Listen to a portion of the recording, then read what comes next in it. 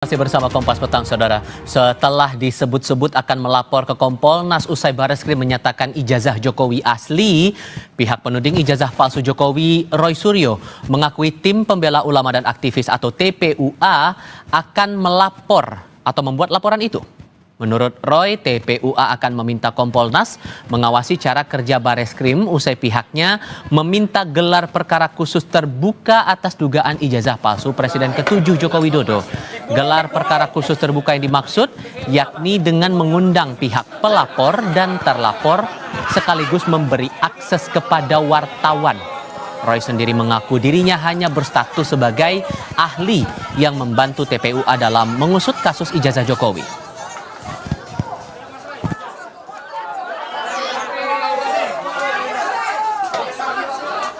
Sebenarnya kami, saya, Dr. Roy Suryo, Dr. Rismon Hasiholan Sianipar, dan juga Dr. Tifa, itu tidak merupakan bagian internal dari TPUA atau tim pembela ulama dan aktivis. Tapi kami adalah pihak yang terkait, pihak ahli yang diminta untuk membantu pelaporan TPUA kemarin ke Bareskrim Mabes Polri. TPUA kemudian kemarin menyampaikan surat kepada Karo Wasisdik, Kepala Biro Wasisdik atau pengawas penyidikan di Mabes Polri, untuk membuka kembali penyelidikan itu dan juga atau laporan Dumas itu, dan kemudian menyelenggarakan yang namanya gelar perkara khusus terbuka. Terbuka itu apa? Ini sesuai dengan Perkap, sesuai dengan peraturan Kapolri. Gelar perkara itu harus disaksikan oleh kedua belah pihak, bahkan disaksikan secara terbuka oleh wartawan, oleh semua pihak, sehingga bisa nilai benar atau tidaknya. Jadi sekali lagi kami mendukung semua pihak, termasuk pelaporan nanti dari TPUA kepada Kompolnas, kemudian kepada pihak-pihak lain yang mungkin diperlukan. Presiden ke-7 Joko Widodo menanggapi santai ancaman Roy Suryo yang akan melapor ke Kompolnas usai Bareskrim menyatakan ijazahnya asli. Roy akan melapor penyidik Bareskrim yang sudah melakukan uji laboratorium ijazah SMA dan perguruan tinggi milik Jokowi yang tidak transparan. Namun menurut Jokowi ini adalah cerminan jika penggugat ijazahnya tidak percaya dengan lembaga negara dan institusi publik, meskipun sudah banyak yang menegaskan keaslian ijazahnya. Setelah Bareskrim kemarin, Pak Roy Suryo mau melaporkan penyidik Pak karena tidak percaya sama ijazah. UGM nggak dipercaya, Bareskrim nggak dipercaya, KPU nggak dipercaya, terus yang mau dipercaya siapa? Sebelumnya, Roy Suryo kerap mempertanyakan SOP Puslapfor Polri yang memutuskan ijazah Jokowi identik dengan materi pembanding tanpa mengundang para ahli dan dilakukan secara transparan. Alhasil, Roy pun meminta kinerja Bareskrim yang menguji ijazah Jokowi untuk dievaluasi dan diawasi oleh Kompolnas. Saya kira ini perlu disampaikan nanti kalau Bareskrim juga tidak diuji loh ya. Beliau nanti akan ada juga yang menguji apakah Kompolnas atau apa nanti ketika diperiksa. Apakah benar prosedur itu jalan dengan semestinya atau kemudian tidak presisi. Senin lalu, tim pembela ulama dan aktivis menyerahkan surat kepada pengawasan penyidikan di Bareskrim Polri agar dilaksanakan gelar perkara khusus atas pengaduan masyarakat terkait ijazah Jokowi. Alasannya, ada beberapa kejanggalan dalam proses penyelidikan dan keputusan Bareskrim menghentikan penyelidikan perkara karena dianggap tidak menemukan tindak pidana di dalamnya. Tim Liputan, Kompas TV. Kami bahas rencana TPUA dan Roy Suryo melaporkan penyidik Bareskrim ke Kompolnas ini bersama para narasumber. Bergabung saat ini mantan tenaga ahli utama kantor staf Presiden Ali Mokhtar Ngabalin dan Wakil Ketua Tim Pembela Ulama dan Aktivis Azam Khan. Assalamualaikum semuanya, dengan Tifal, apa kabar? Hei Tifal, Waalaikumsalam warahmatullahi wabarakatuh. Terima kasih sudah bergabung bersama kami. Bung Roy sudah mengadu ke Komnas HAM karena dugaan kriminalisasi, Bang Azam. Dan sekarang TPUA bareng dengan Bung Roy akan mengadu ke Kompolnas terhadap penyidik Bareskrim. Emang mau ngejar apa lagi sih, Bang Azam? Tidak ada yang dikejar, tentu ini kan masalah keadilan ya. Namanya keadilan itu ya sampai dimanapun ya kan, kita akan mencoba untuk membangun itu semua gitu loh ya. Artinya sebenarnya itu semua gitu loh ya, tempat yang harus kita datangi ya untuk mencari keadilan kita lakukan gitu loh ya. Memang benar tim ya, saya katakan tim bukan Roy Suryo aja. Tim gabungan kan lawyernya cukup banyak ya. itu akan juga mendatangi semua, gitu loh ya. Artinya bukan cuma tadi Komnas HAM yang sudah kita datangi, kita beritahukan, gitu loh ya, karena situasi ini terjadi begini, termasuk juga Kompolnas, gitu loh ya. Ya. Kita juga akan mencoba untuk mendatangi, memberitahukan soal itu. Bahkan pada tingkat mempertimbangkan untuk menggugat kembali DPN perdatanya. Jadi beberapa memang hari yang lalu kita sudah mendatangi Mabes Polri untuk mengajukan gelar perkara khusus ya, sesuai Perkap Kapolri. Gitu ya kan ada dua, itu gelar perkara biasa dan gelar perkara khusus. Jadi diperbolehkan secara khusus kita mengajukan dan sudah diterima.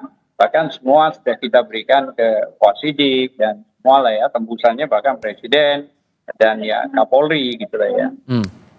Oke.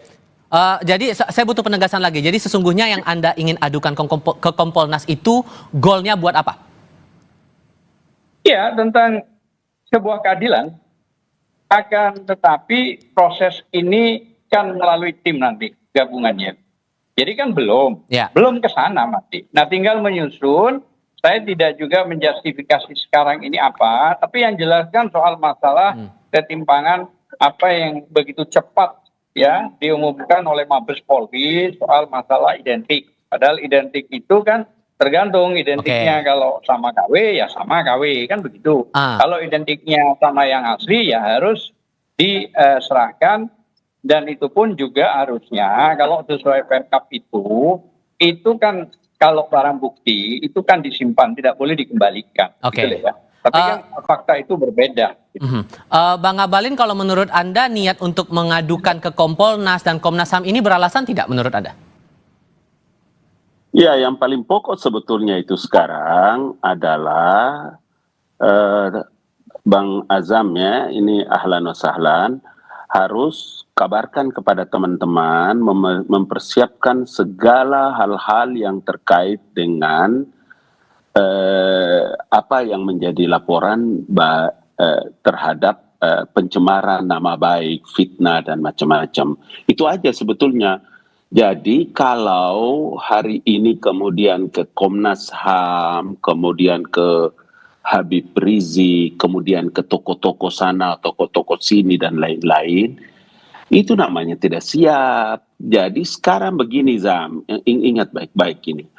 Kan sekarang karena Pak Jokowi itu merasa dia difitnah, dia kredibilitasnya sebagai seorang tokoh di Republik ini dihina, dihujat, dicaci maki, maka sekarang beliau kan melaporkan tuh ke polisi. Maka teman-teman harus mempersiapkan itu. Apa yang menjadi tuntutan, kemudian bagian yang mempertanggungjawabkan itu. Jadi kalau begini cara kawan-kawan ke Komnas HAM, ke toko ini, ke sana, kemari, itu nanti penilaiannya tidak bagus. Itu juga sebabnya kenapa kita harus memenuhi undangan Kompas TV atau teman-teman. Kenapa? Karena saya terus terang ingin mengatakan bahwa ini kan sudah terjadi efek kebenaran ilusi ini.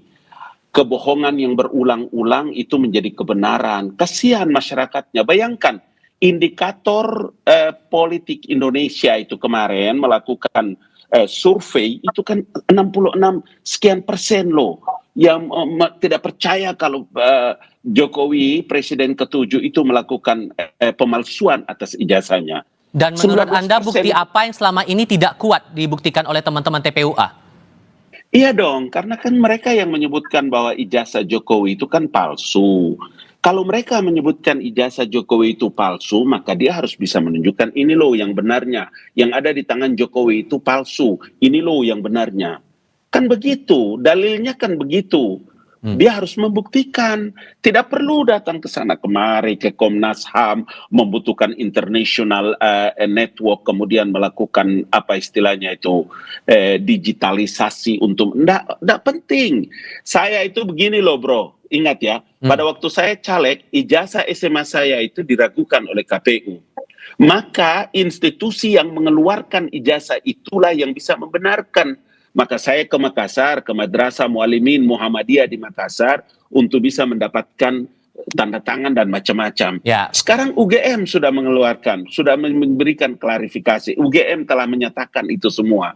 Apalagi? Nah, Itulah yang saya selalu bilang, masa sih isu ijazah palsu ini kok begini panjang sih, hampir 10 tahun deh.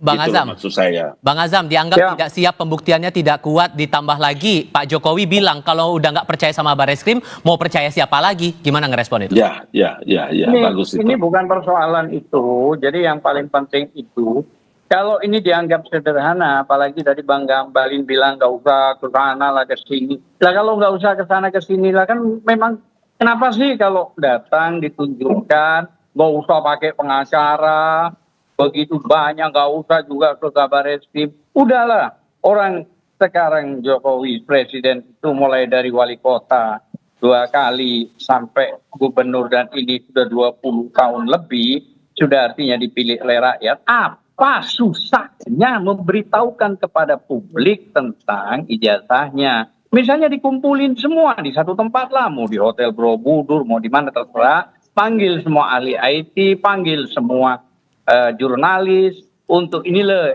ijazah saya, inilah wisuda saya, inilah ini. Silakan difoto, dijelaskan, artinya komplit lah. Sehingga kami merasa senang kalau kami memiliki presiden yang jelas. Sehingga yang selama ini misalnya dianggap ada publikasi yang miring, peringatkan saja, gitu loh ya. Jangan sudah ada korban 2. Nah ini kan Bang Ngabalin juga harus tahu, ada Bang Tri sama Gus Nur yang ditahan. Itu di dalam sidang tahun 2002 tidak ada penunjukan ijazah yang asli. Hanya yang ditunjukkan itu adalah fotokopi. Fotokopi itu tidak boleh di dalam undang-undang dan KUHP. Itu loh ya. Makanya ada lagi yang lebih ironis.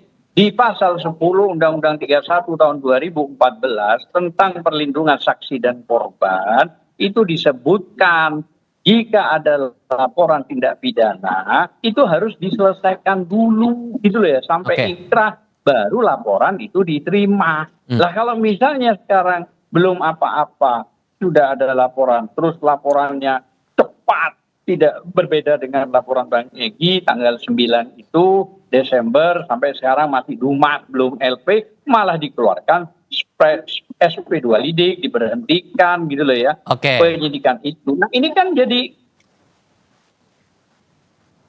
dioperasi kanker.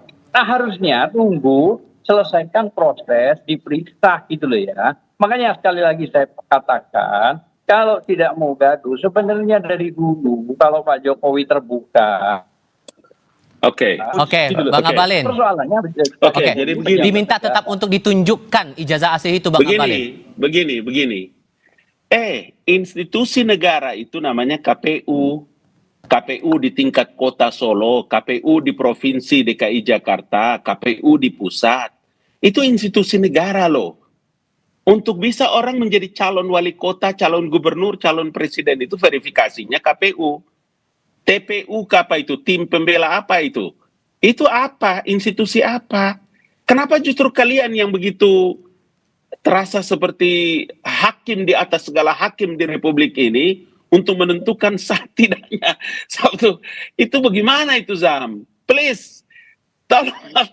Bagaimana bisa? Apa itu? Tim apa itu? Kenapa begitu? Gini. Jadi coba lihat dulu, Zam. Dengar dulu. Tadi waktu antum ngomong, anak dengar. Sekarang anak ngomong. Maksud saya begini, bos. Sekarang ini pemerintahan baru. Saya itu dengar langsung dari Presiden Joko Widodo pada waktu itu bahwa ya wes, sabar Ngabalin, karena kan ini sebentar lagi saya selesai. Mungkin saya selesai, sudah selesai. Terus kalau Presiden Jokowinya sudah selesai, masih terus dituntut soal ijazah. Mau ada apa?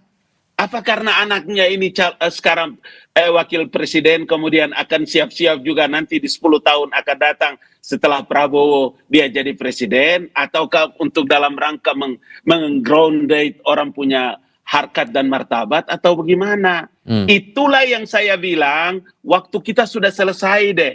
Kita harus menggunakan banyak waktu untuk kepentingan masa depan bangsa dan negara. Pemerintahan sudah bukan Jokowi lagi. Sekarang pemerintahan Prabowo Gibran, banyak program-program penting yang harus mereka laksanakan. Oke. Masa waktu kita habis di urusan yang begini-begini terus? Nah, tuh diingat pertanyaan-pertanyaan tadi gimana jawabnya Bang Azam? Iya, sederhana kan jawabannya. Kami ini rakyat.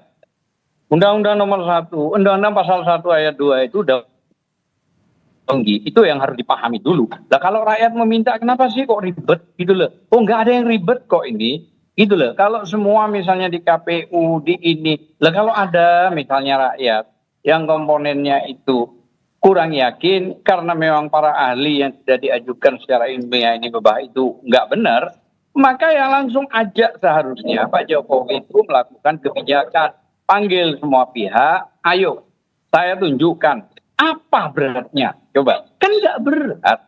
Cuma nunjukin ijazah, panggil semua ahli, panggil semua media. Nah, kalau sudah terbukti benar gak ada masalah, peringatkan orang itu. Dan kalau perlu juga mau diproses, proses silakan. Gitu ya. Nah, keterbukaan ini penting. Sebentar Bang, ini kan hak otoritas saya. Tadi Abang bilang jangan, ya sudah saya mau bicara. Makanya saya mau minta izin. Tahan dulu Bang. Oke Bang. Jadi nggak ada masalah sebenarnya. Kalau ini ternyata baik, benar, ya sudah, is okay gitu loh.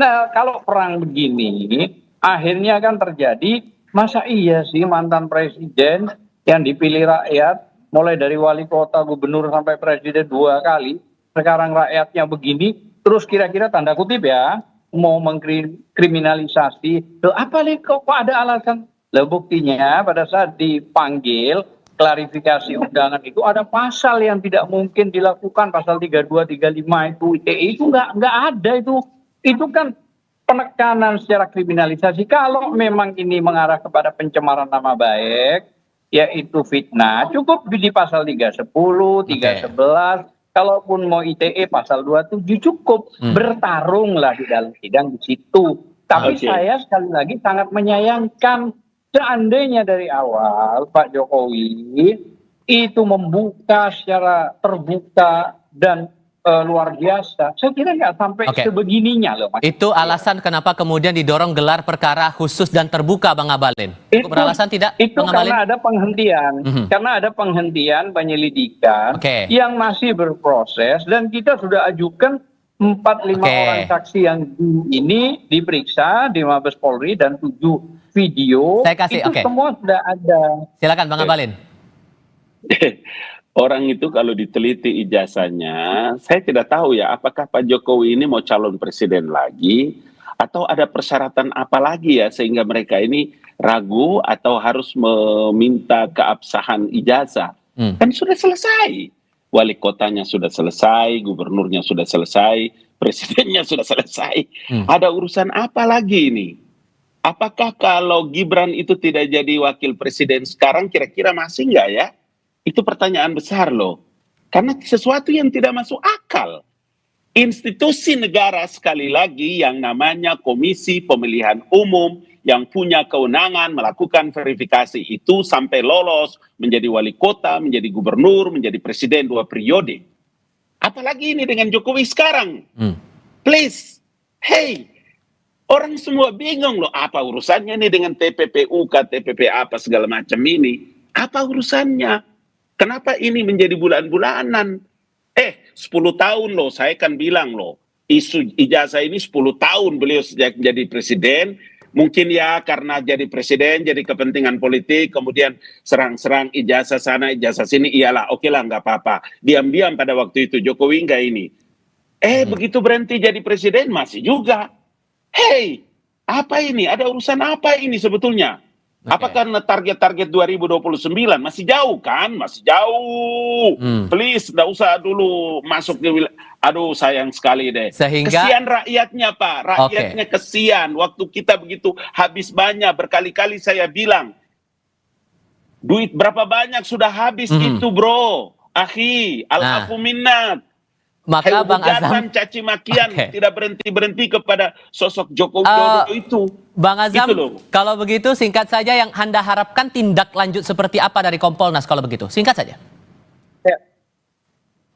Oke, yang pertama gini, bahwa Pak pejabat negara ya, sesuai Kepres 30 diangkat ya menjadi dewas Danatara ya, 11 triliun kurang lebih ya. Dan itu sesuai putusan MK 105 dalam kurung PUU 22 tahun 2024 bahwa boleh dikritik pejabat negara, pemerintah maupun korporasi dan kelompok orang. Artinya apa? Artinya memang tidak ada yang pantas untuk dilaporkan karena dia masih pejabat negara, digaji negara cukup besar gitu ya. Nah, kalau soal masalah Kompolnas kan belum, masih dalam proses. Nah, kami ini menunggu tim lah. Intinya semua stakeholder ini kami akan datangi, kami akan mintain pelindungan pendapat dan sekaligus pemberitahuan gitu loh ya. Nah, makanya dari awal kalau Bang Ngabalin tadi mengatakan sudah dari KPU mulai Solo dan sekarang, ya kalau sudah itu sebenarnya kan permintaan kami itu sederhana. Kalau sudah ada begitu, kenapa sih nggak mau ditunjukin? Itu doang. Sudah kami tunjukin tangkap aja poinnya di situ.